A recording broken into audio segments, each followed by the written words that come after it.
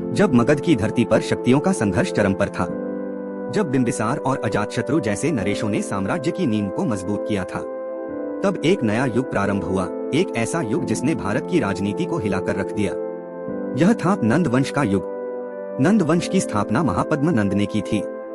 यह लगभग चौथी शताब्दी ईसा पूर्व की बात है। कुछ इतिहासकारों के अनुसार वह शूद्र जाति से थे। पुराणों में उन्हें अधर्म से उत्पन्न कहा गया है, जबकि बौद्ध ग्रंथों में नंदों को अधिक नकारात्मक रूप में दिखाया गया है।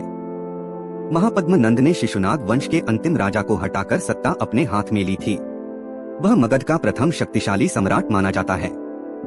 महापद्म नंद ने कई छोटे छोटे राज्यों को जीतकर मगध साम्राज्य का अपार विस्तार किया। पुराणों में कहा गया है कि उन्होंने कुरु, पांचाल, कैकय, है, अश्मक वंश, शूरसेन, मैथिल, काशी और कौशल जैसे क्षत्रिय राजाओं को पराजित किया। सभी क्षत्रिय वंशों का नाश करने वाला एकमात्र राजा महापद्म नंद। नंदों के समय में मगध की सैन्य और आर्थिक शक्ति अपने चरम पर थी।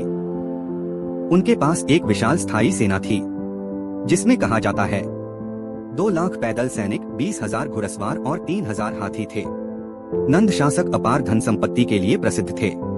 उन्होंने कर वसूली को बहुत संगठित बनाया था, लेकिन इससे जनता पर करों का भार बढ़ गया। बौद्ध और जैन ग्रंथों में नंदों की लोभी और अत्याचारी छवि दिखाई गई है। कहा जाता है कि जनता उन्हें पसंद नहीं करती थी। नंद वंश का अंतिम शासक था धनानंद। वह अत्यंत धनवान लेकिन अहंकारी था। यहीं से भारत के सबसे ऐतिहासिक मोड़ों में से एक प्रारंभ होता है।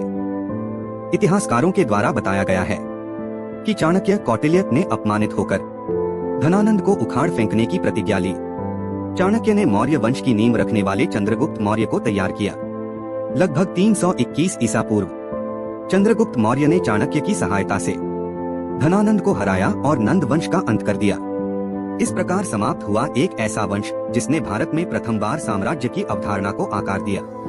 नंद वंश गया, लेकिन एक साम्राज्य की कल्पना छोड़ गया, और उसी कल्पना से जन्मा मौर्य युग, भारत के इतिहास का स्वर्ण काल। वीडियो में दी गई जानकारी अच्छी लगी हो तो लाइक जरूर करें। इतिहास से जुड़े और तथ्यों के लिए चैनल को सब्सक्राइब और शेयर जरूर करें।